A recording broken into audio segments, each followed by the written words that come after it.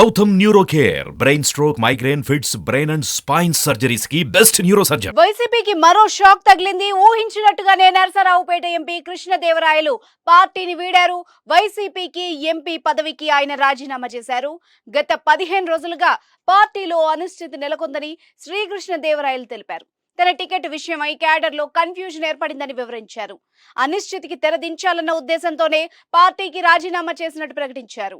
పల్నాడు ప్రజలు తనను ఎంతగానో ఆదరించారని, గత ఎన్నికల్లో భారీ మెజార్టీతో గెలిపించారని గుర్తు చేశారు. నియోజకవర్గ అభివృద్ధి కోసం తన వంతుగా కృషి చేశానని స్పష్టం చేశారు. గత కొన్ని రోజులుగా వైసీపీ అధిష్టానంపై కృష్ణదేవరాయలు అసంతృప్తిగా ఉన్నారు. ఈసారి గుంటూరు నుంచి పోటీ చేయాలని సీఎం జగన్ కోరగా అందుకు కృష్ణదేవరాయలు నిరాకరించారు. నరసరావుపేటలోనే మళ్లీ పోటీ చేస్తానని తెగేసి చెప్పారు. ఇక ఈ పరిణామాల నేపథ్యంలో వైసీపీకి దూరం జరిగారు. ఇప్పటికే Kurnool MP doctor Sanjeevarao, Machilipatnam MP Balashowry వైసీపీకి గుడ్ బై చెప్పగా ఇప్పుడు కృష్ణదేవరాయలు కూడా వీడడం చర్చనీయాంశమైంది. ఆయన త్వరలో టీడీపీలో చేరనున్నట్టు తెలుస్తోంది. ఇప్పటికే చంద్రబాబుతో కృష్ణదేవరాయలు భేటీ అయినట్టుగా వార్తలు కూడా వస్తున్నాయి. అయితే కృష్ణదేవరాయలు సైకిల్ ఎక్కేందుకు సిద్ధం కావడంతో పలువురు టీడీపీ నాయకుల్లో టెన్షన్ నెలకొంది. గుంటూరు, నరసరావుపేట ఎంపీ సీట్లపై పలువురు ఎన్ఆర్ఐలు కూడా ఆశలు పెట్టుకున్నారు. ఇప్పుడు కృష్ణదేవరాయలు ఎంట్రీ ఇస్తే తమ పరిస్థితి ఏంటన్నది లోపల ఆందోళన చెందుతున్నారు. ఎమ్మెల్సీ జంగా కృష్ణమూర్తి, మాజీ ఎమ్మెల్యే మల్లికార్జునరావు కూడా కృష్ణదేవరాయలు వెంట టీడీపీలో చేరతారని ప్రచారం జరుగుతోంది. జిల్లాలో ఉండే వారికి ఉన్న ఇబ్బంది కానీ వారికి ఉన్న సమస్యలు కానీ చెప్పే పరిస్థితి ఈరోజు తీసుకురాలేదు.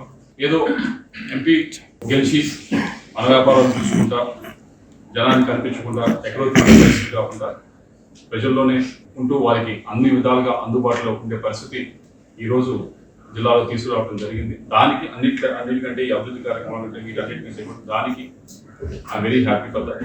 అయితే ఈరోజు అనిశ్చితి నెలకొంది రాజకీయంగా. దానికి అది అనిశ్చితి క్రియేట్ చేయడానికి నేను చేసింది కాదు, లేకపోతే ఆ అనిశ్చితి కోరుకుంది నేను కాదు.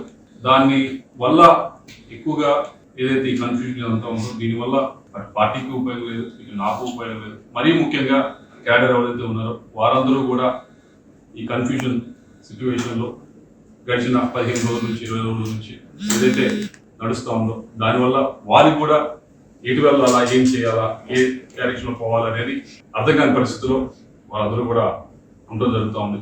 దానికి ఏదో ఒక విధంగా తెరదించాలి, ఏదో ఒక విధంగా ఫుల్ స్టాప్ పెట్టాలనేది మా ఉద్దేశం. ఎక్కడో చోట దానికి ఒక సొల్యూషన్ అనేది మనకు ఎత్తకాల్సిన అవసరం ఉంది.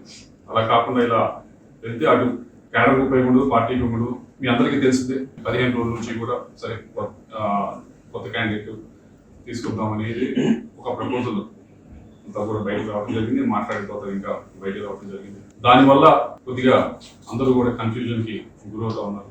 ఇది ఇందాక చెప్పినట్లు నేను కోరుకుంది కాదు, నేను చేసింది కాదు. ఇది వేరు కారణాల వల్ల ఇలా ఫ్లైఓవర్ వచ్చింది. దాన్ని ప్రయత్నిస్తూ నేను ఏదైతే ఇప్పుడు పార్టీలో ఉన్నాను, పార్టీ సభ్యత్వానికి వైఎస్ఆర్ కాంగ్రెస్ పార్టీ సభ్యత్వానికి రాజీనామా చేస్తూ, అలాగే పార్లమెంట్ సభ్యత్వానికి కూడా నేను రాజీనామా చేస్తా ఉన్నాను ఇమీడియట్గా. దీంతో అన్న కొద్దిగా ఈ కన్ఫ్యూజన్ అంతా కూడా ఇదంతా కూడా తొలగిపోతుందని చెప్పి ఆశిస్తూ ఉన్నాను. నాకు ఈ 5 సంవత్సరాల కూడా ఎంతో సహకరించారు.